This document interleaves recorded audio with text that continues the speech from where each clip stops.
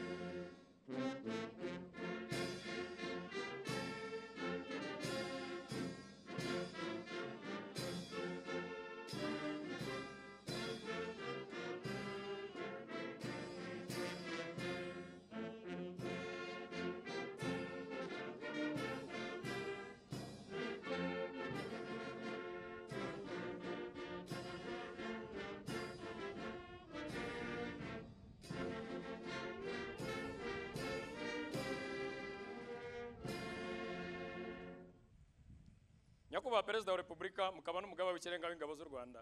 Karasisi kari imbere yanyu kagizwe n'abagiye kuba ofisiye mu ngabo z'u Rwanda, amasiba baherekeje, itsinda rya musika rya gisirikare n'itsinda ry'amabendera. Bari mu masiba 10, imirongo 12 ku 10 ifunguye. Twiteguye kugenzurwa namwe. Nitwa Major Frank Agumisereza, umuyobozi wa Karasisi Nyakubahwa Perezida wa Repubulika.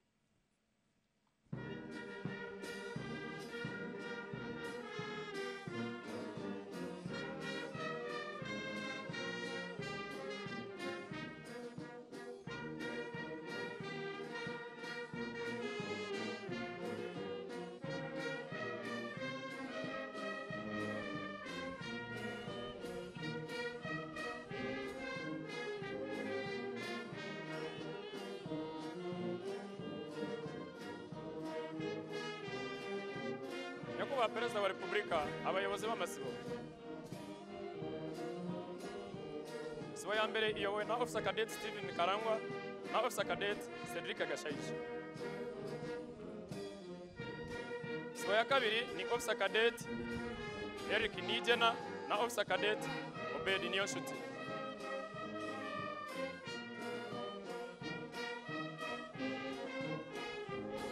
Itsinda ry'amabendera iyobowe na Captain Geoffrey Kabagambe.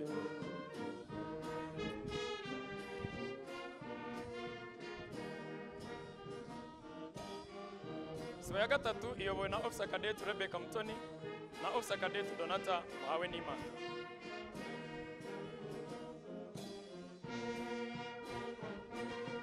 Sibo ya kane ni Officer Cadet Yves Kainamura na Officer Cadet Anakreti Mubitoyimanzi.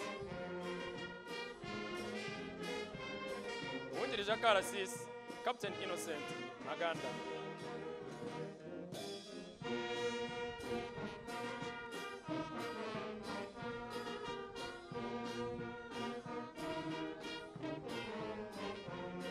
Sibo ya gatanu ni Officer Cadet BFA Isingizwe na Officer Cadet Steven Byagato.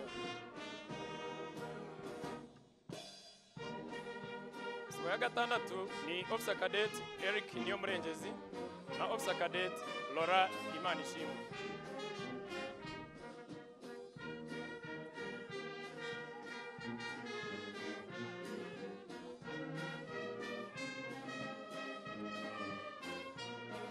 Isibo ya karindwi ni Officer Cadet Emmanuel Kayitare na Officer Cadet Cedric Niyonase.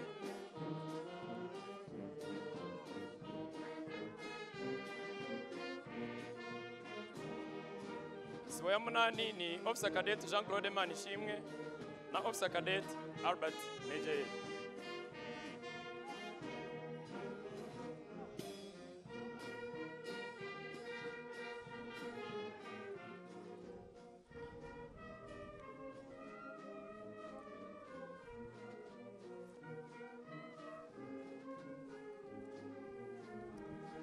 Itsinda rya musika rya gisirikare riyobowe na Lieutenant Jean Claude Bitangimana.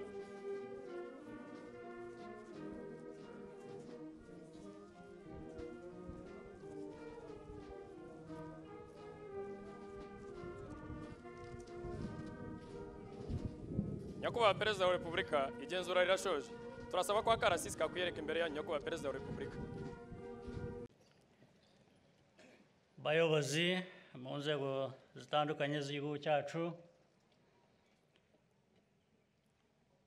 bayobozi b'inzego z'umutekano, ba ofisiye bashya barangije amasomo uyu munsi, ndetse n'ababyeyi n'inshuti zanyu muri hano, n'abashyitsi bavuye hirya no hino bitabiriye umuhango, Banyarwanda mwese, mbanje kubasuhuza.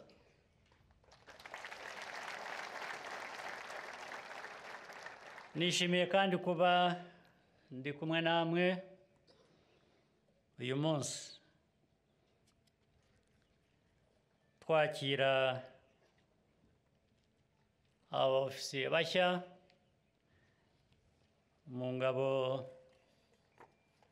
z'igihugu cyacu cy'u Rwanda. Nagira ngo nshimire buri wese muri mwe kubw'umurava n'ubushake mwagaragaje mu myitozo ikomeye mwanyuzemo kugera kuri uyu munsi, nk'uko twabibwiwe n'abari babayoboye. Ndashimira ababatoje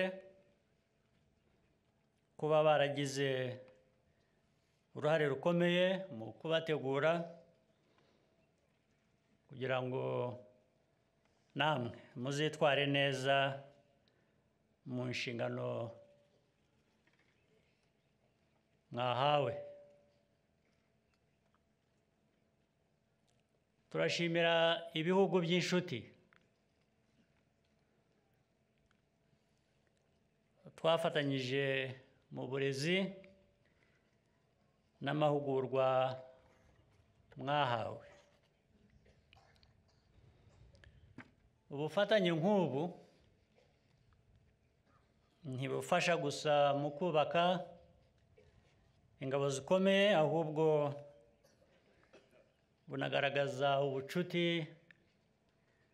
butuma ibihugu bikomeza gutera intambwe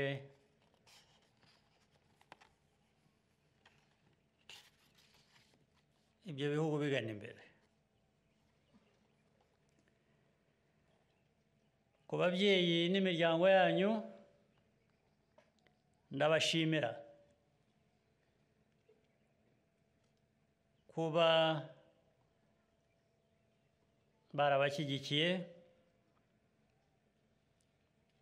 bagashyigikira icyemezo cyanyu cyo kwinjira muri uyu mwuga w'icyubahiro nubwo waba utoroshye.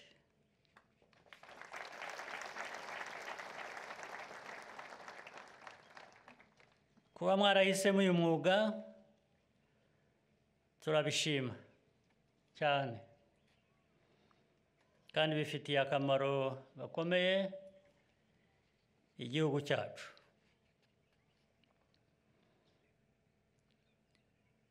Kuri ba ofisiye bashya,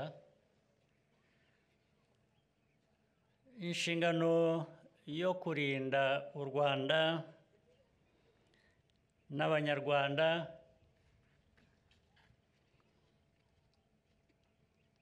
mugomba kuyuzuza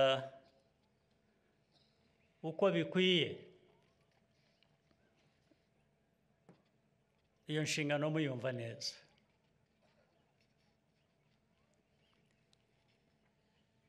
Ndabashimira ubushake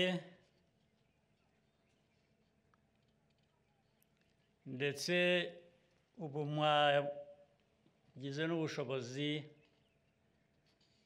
buhamye bwo kuzuza izo nshingano.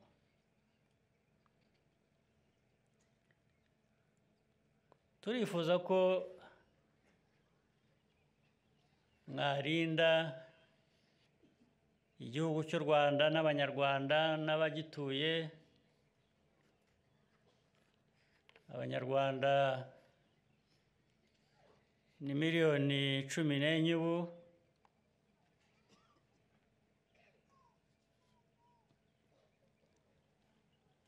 ariko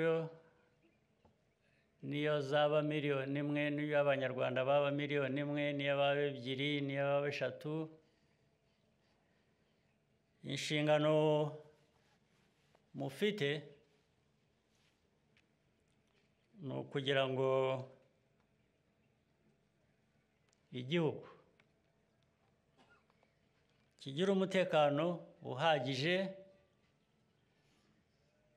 kibe kitavogerwa n'abatagikunda n'abatagishaka.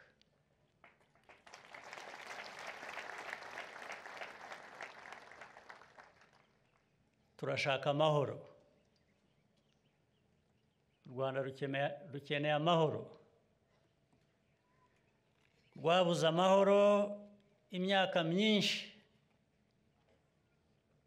mu bihe byashize. Ubu tumaze imyaka 31 igihugu cyongera kwiyubaka, cyubaka umutekano, cyubaka amahoro, cyubaka kubana neza hagati y'Abanyarwanda n'Abanyarwanda n'abandi b'ibindi bihugu. Ni inshingano ikomeye buri wese agomba guhagurukira akagiramo uruhare. Uruhare rwanyu rero mwebwe aba ofisiye muri hano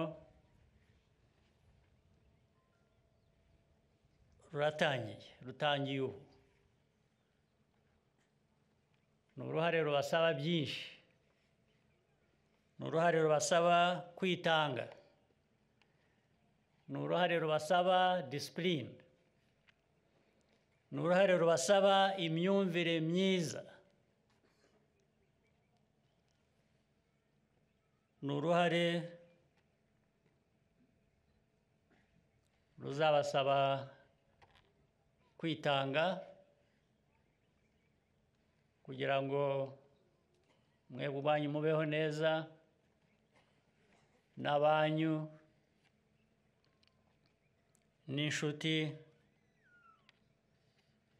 mbese igihugu cyose kibona aho gihera gitera imbere mu majyambere.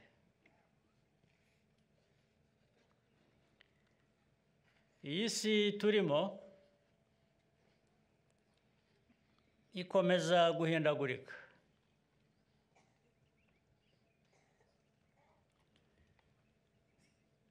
Ibibazo bikaba byinshi ndetse nabyo bikagenda bihinduka. Ubwo ni ukuvuga rero ngo iyi si iteye ityo, igihe tugezemo giteye gityo, ubu tuba tugeragezwa twese,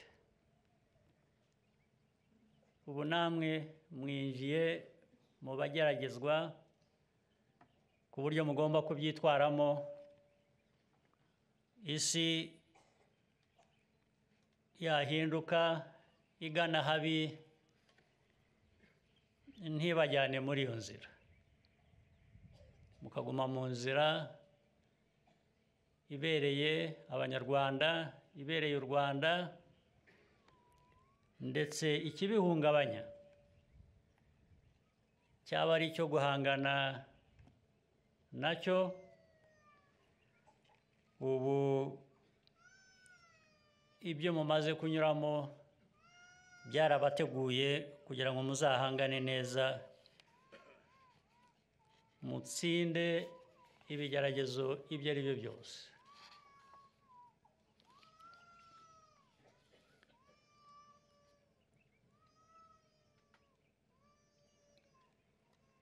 Kugira ngo rero uko gutsinda gushoboke kubageza aho mushaka,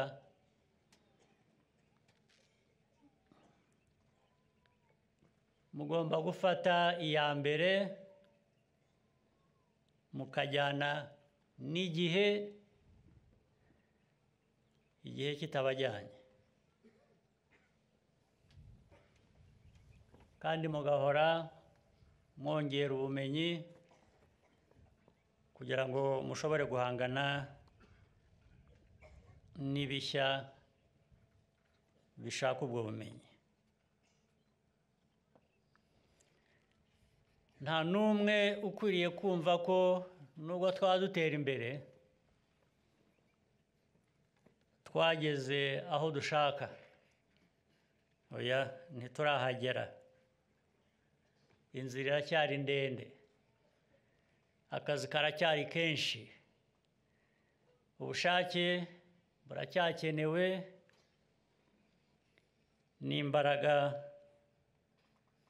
zirakenewe. Mwe rero muri batoya, ubwo ni ukuvuga ngo muracyifitemo byinshi mugomba gutanga uko igihe kigenda gihita.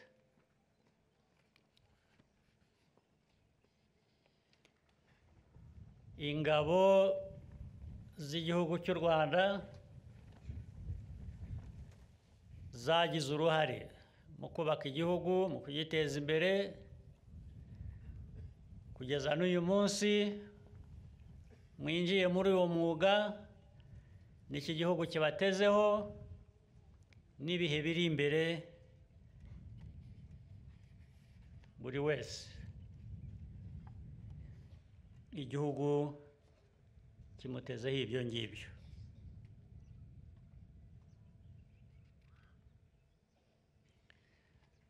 Mujye rero munibuka ko inshingano yanyu abo muri uyu mwuga twese atari ukurinda gusa ibyo u Rwanda rumaze kugeraho, ahubwo ni no kugira uruhare ibyo bigerwaho kubyubaka, no kugira ngo mbese byinshi bikomeze kugerwaho. Igihugu gikomeye gifite umusingi gihagazeho kigomba kuba gifite umutekano. Umutekano ni ngombwa.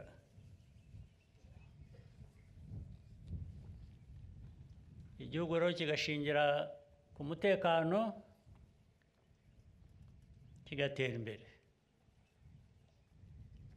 Abanyarwanda bose n'abo muri uyu mwuga babifitemo uruhare.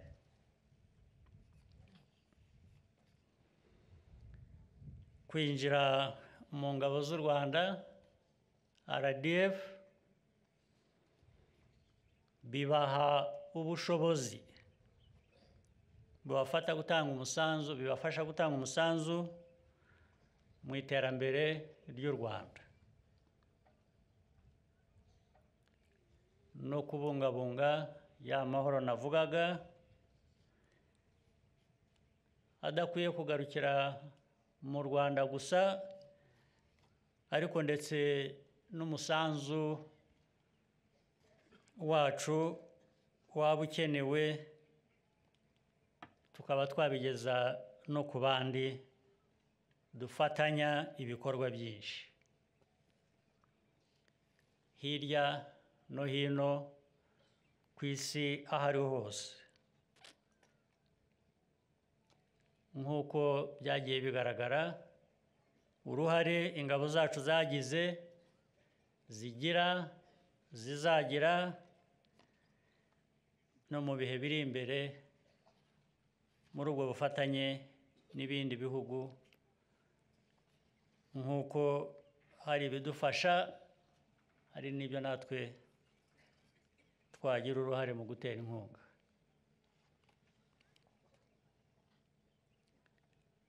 Mu gihe mu mirimo yanyu rero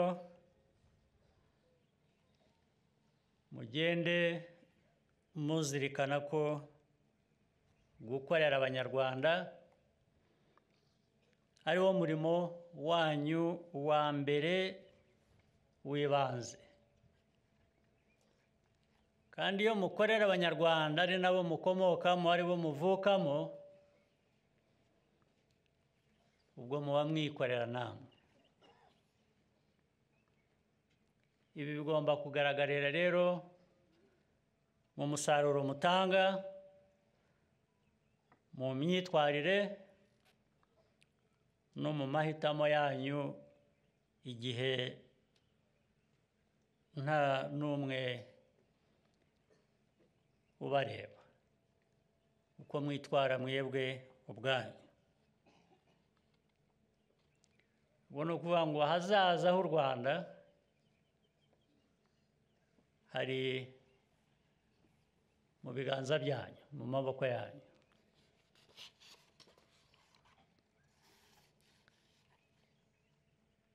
Ubushobozi mufite bugaragara muzabukoreshe uko bikwiye,